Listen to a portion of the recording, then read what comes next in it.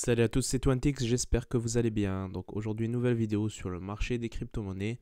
Et comme d'habitude, je vous invite à rejoindre le groupe Telegram, le lien est dans la description. Nous sommes 235 membres et les discussions sont de très très bonne qualité. D'ailleurs, on a eu beaucoup de débats hier soir et c'était très plaisant à voir. En ce moment même, il y a une grosse conversation qui a lieu, donc il y a toujours de l'action. Donc venez nombreux. Donc, on commence par le marché. Le marché est vert aujourd'hui. On a des 10% par-ci, des 13% par-là. Donc, Tron qui prend 13% vu que c'est dans 10 jours qu'ils vont sortir le mainnet. Donc, vraiment une anticipation de toutes ces annonces-là. Donc le marché reprend de plus en plus sa petite remontée, mais on ne va pas sauter aux conclusions hâtives. Il y en a déjà qui sautent aux conclusions parce qu'à 8500 dollars, Bitcoin est officiellement sorti de cette tendance baissière. Regardez, comme vous pouvez le voir ici. Donc il y en a qui prévoient déjà une remontée à 10 000 dollars.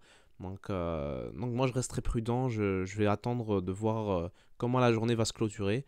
Et regardez aussi les autres crypto-monnaies dans le marché. Il y a des pumps, comme vous pouvez le voir, Bitom qui a monté. Donc il y a vraiment beaucoup de crypto-monnaies aujourd'hui qui ont bien performé. Donc on va regarder ça demain. Demain, ça va être vraiment la journée où on va voir si ça va se tenir. Donc voilà, comme vous pouvez le voir, tout est vert. Donc une nouvelle plutôt intéressante si vous êtes un bon lecteur. Donc ils ont sorti leur white paper VeChain pour un total de 114 pages. Donc si vous êtes courageux, comme admin dans le groupe Telegram, il est en train de le lire en ce moment, il est rendu à la page 8. Donc merci à lui, on va essayer de vraiment lire ce white paper et peut-être vous fournir une vidéo résumée du white paper de VeChain.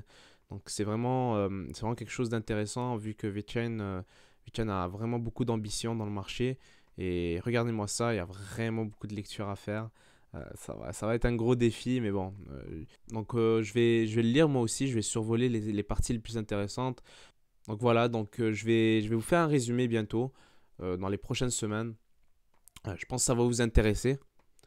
Ici, j'ai passé cette nouvelle, je ne l'avais pas vu venir, mais il y a une ICO quand même assez intéressante qui va avoir lieu par Perry Farrell et les studios d'Hollywood qui vont sortir un parc d'attractions vraiment de divertissement, un écosystème avec une ICO. Ils vont l'appeler le Yala Coin.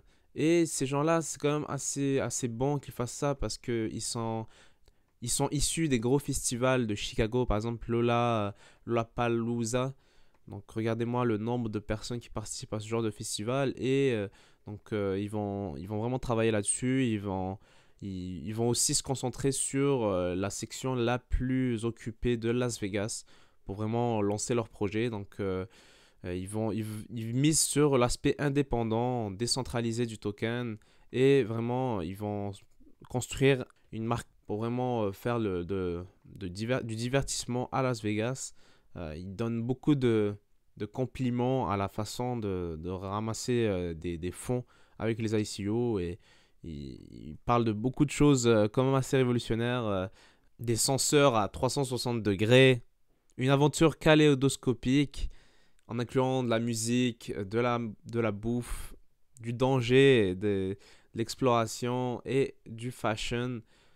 Et bref, il y a beaucoup de choses qui prévoient. Donc quand même assez intéressant. C'était une nouvelle qu'on pouvait trouver dans le consensus. J'aurais pu en parler avant, mais j'ai décidé d'en parler maintenant. Je l'avais pas vu cette nouvelle. C'est quand même assez intéressant. Et voilà, ici c'est le titre de ma vidéo même. Un Canadien du nom de Louis Hong a été incarcéré aux États-Unis pour avoir fait de l'échange de Bitcoin. Et donc en fait, il était en train de trader le Bitcoin, ce qui n'est pas illégal en soi. Donc il n'a pas été arrêté juste pour ça. Et il vient de comparaître à Seattle. Donc il a été condamné à 20 jours de prison, à 3 ans de libération conditionnelle. Et donc il va être incapable de retourner aux États-Unis. Donc qu'est-ce qu'il a fait? Qu'est-ce qu'il a fait exactement? En fait, il a été condamné à du blanchiment d'argent. En fait, les gens avec qui il était en train de trader étaient des agents sous couverture et ils l'ont poussé à être impliqué dans un deal de drogue. Il a été surpris donc à faire du blanchiment d'argent. Donc c'est pour ça qu'il est accusé. Ça nous prouve aussi que les agents aux États-Unis sont vraiment coriaces pour chercher toute activité illicite. C'est quand même assez flippant.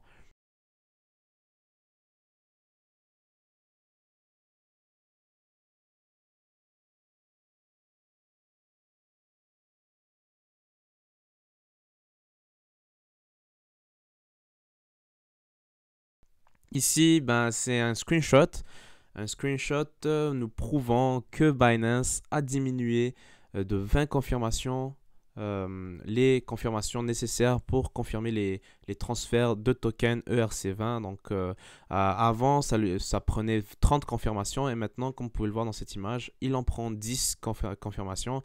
C'est valide depuis hier.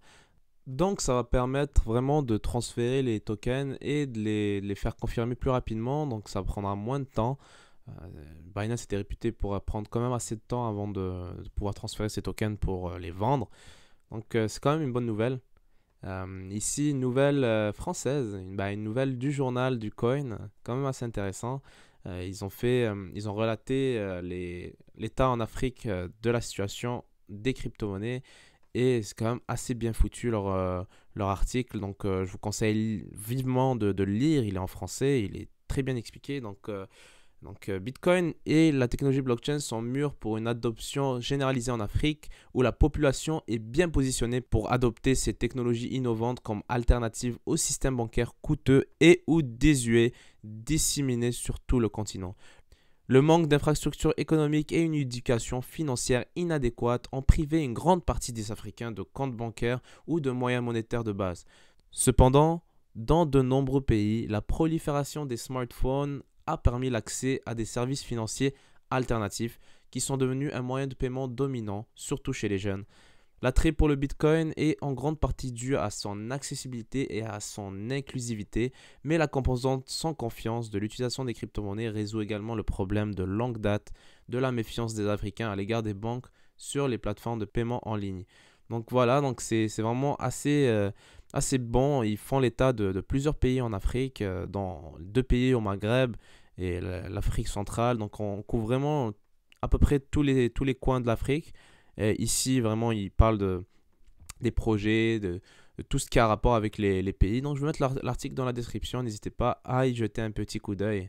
Quand même assez intéressant. Donc un autre aspect que j'ai pas mentionné, c'est Bruno Le Maire, donc votre ministre des Finances et de l'économie en France, qui dit cette phrase: J'étais néophyte il y a un an, mais à présent je me suis pris de passion. Mais cela m'a pris un an. Faisons preuve de beaucoup de pédagogie avec nos concitoyens pour faire de la France la première place d'innovation blockchain, crypto en Union européenne. Donc ça a été fait il y a une semaine à peu près, le 15 mai. Cette déclaration, ça avait fait vraiment parler d'elle en France, mais aussi dans le monde entier. Donc tout à l'heure, j'ai vu plein de médias anglophones relater le fait. Donc je voulais vraiment prendre juste cette situation juste pour vous donner l'état des lieux. Donc votre ministre de l'économie qui déclare ça, c'est quand même assez intéressant. Il faudra suivre ça de très près. Donc merci à tous d'avoir regardé ma vidéo aujourd'hui. N'hésitez pas à laisser un j'aime, ça aide beaucoup. N'hésitez pas à venir dans le groupe Telegram, surtout à venir me rejoindre sur Twitter, Mr20x. Je poste régulièrement ces temps-ci. Donc tout à l'heure même, j'ai fait un message par rapport aux ICO. Je vous ai fait quand même mon opinion par rapport aux ICO. Donc j'ai dit que les ICO qui créent des systèmes plus efficaces, puis qui se servent d'une crypto-monnaie pour la faire fonctionner, ça c'est l'avenir. Cependant, ceux qui répliquent des systèmes déjà existants, inefficaces et ajoutent un token, ont très peu de chances de survivre à long terme. Donc je parle vraiment des ICO qui essaient vraiment d'innover par rapport aux ICO qui essaient de reprendre quelque chose qui a déjà été fait plusieurs fois dans le secteur et vraiment de ne pas innover du tout. Et ça, c'est très commun dans le domaine des ICO. Quand je regarde la liste des ICO, je regarde le domaine concerné par leur ICO et souvent, c'est toujours les mêmes choses qui reviennent. Donc c'est quand même assez important pour moi de voir qu'une ICO essaye d'innover, même si c'est ambitieux. Plus c'est ambitieux, plus je trouve que ça a du potentiel d'avoir un gain en prix. Donc n'hésitez pas à venir sur Twitter pour discuter. J'ai fait un sondage tout à l'heure aussi, un sondage quand même très très intéressant. Je vais le mettre dans la description de la vidéo.